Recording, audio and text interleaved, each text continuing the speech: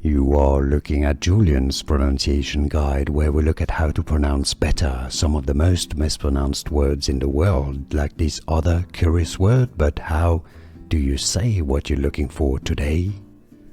Let's learn once and for all how to pronounce the name of this temple. It is in the city in Cambodia, an ancient city named Angkor. That's the Khmer name for it, Angkor. That's how they pronounce it as well. So in English it's Angkor, Angkor. That's easy, right? Very easy, Angkor. Now, it's not Wat, it's Wat. Yes.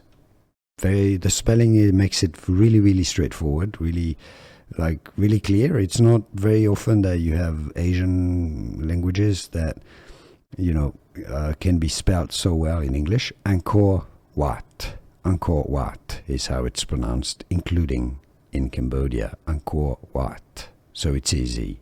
It's easy once you know, and now you know.